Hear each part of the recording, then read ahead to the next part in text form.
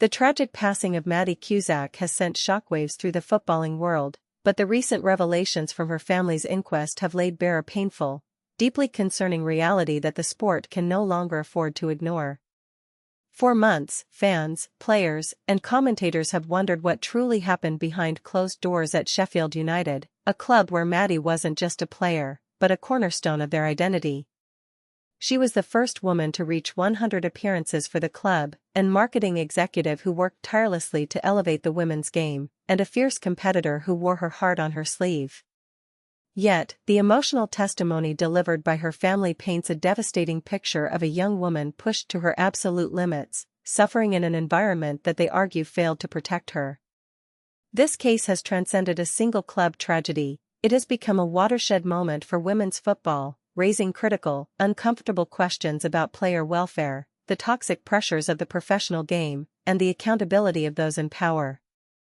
When Maddy's family stood before the inquest, their words were not just an expression of grief, but a powerful demand for truth. They described a stark, heartbreaking shift in Maddy's personality and mental state in the months leading up to her death. According to her loved ones, she went from a vibrant, deeply passionate athlete who loved her club to someone overwhelmed by anxiety, feeling targeted and unsupported.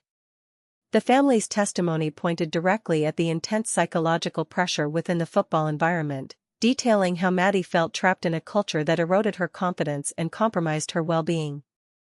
This wasn't a sudden, unexplainable shift. Her family argues it was a gradual, painful decline triggered by the very atmosphere she worked so hard to succeed in.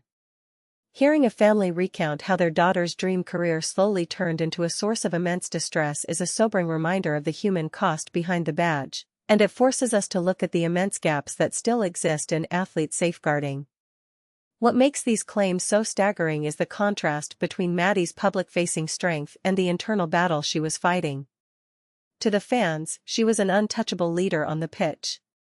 But the inquest has revealed a hidden side of the modern game, one where players, particularly in the rapidly growing women's sector, are often left to navigate intense pressure with minimal institutional support. The family's evidence suggests that Maddy felt her complaints and anxieties were minimized, creating a sense of isolation that no athlete should ever have to endure.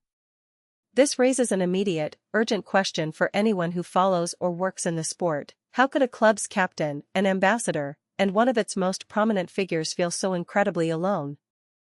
The details emerging from the courtroom suggest a systemic failure to recognize the warning signs of severe burnout and psychological distress, turning the spotlight firmly onto the duty of care that clubs owe to their players.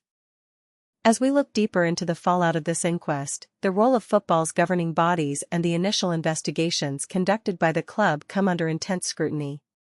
Following Maddy's passing, an independent investigation commissioned by Sheffield United found no evidence of wrongdoing, a conclusion that left many, including her family, deeply unsatisfied and searching for real answers. The family's decision to speak out so powerfully at the inquest is a direct challenge to that narrative, highlighting a massive disconnect between official club findings and the lived experience of the player. This tension underscores a wider issue within football culture, where internal reviews are often perceived as mechanisms to protect institutions rather than uncover painful truths. The family's refusal to let the matter rest has forced a reopening of the conversation, ensuring that the uncomfortable details of Maddy's final months are fully examined in the public eye. This ongoing battle for accountability matters immensely because it exposes the fragile infrastructure of women's football during its period of fastest growth. While commercial investments, stadium attendances, and media coverage have skyrocketed, the internal support systems for players have often lagged far behind. Women footballers frequently balance immense professional demands with comparatively lower financial security and fewer dedicated mental health resources than their male counterparts. In Maddy's case, she was balancing her role as a vital first-team player with a demanding commercial role within the club, effectively carrying a double burden. The inquest serves as a harsh wake-up call that professionalizing a sport requires more than just selling out stadiums. It demands a robust, empathetic, and ironclad framework for player welfare that prioritizes the human being over the asset. The ripples of this case are being felt far beyond Bramall Lane, with players and advocacy groups across the country demanding stricter regulations and truly independent oversight for player complaints. If a player of Maddy's stature and history within a club felt unable to find a safe resolution to her distress, it raises terrifying questions about the vulnerability of younger, less established players in the football pyramid.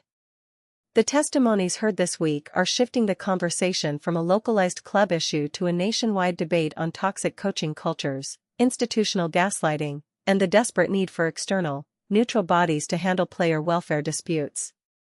Football can no longer rely on self-regulation when the stakes are quite literally life and death. As the football community processes these painful new claims, the legacy of Maddy Cusack is being redefined not by how she died, but by the fight for change that her memory has ignited. Her family's bravery in sharing their private pain has ensured that her story will be a catalyst for meaningful, systemic reform rather than a footnote in football history. The sport is at a critical crossroads, and the coming months will determine whether authorities take genuine, sweeping action to reform club cultures or simply wait for the news cycle to move on. Ensuring player safety, mental health support, and transparent accountability must become the absolute priority for the game to truly progress. Thank you for watching this detailed breakdown of a deeply important situation. This conversation is vital for the future of the game we all love, and your voice matters in keeping the pressure on for real change. If you want to stay informed on this case and other crucial developments across the football world, please take a moment to subscribe to the channel, leave a like on this video, and share your thoughts in the comments below on how football can better protect its players. Let's keep the discussion going respectfully in the comments section.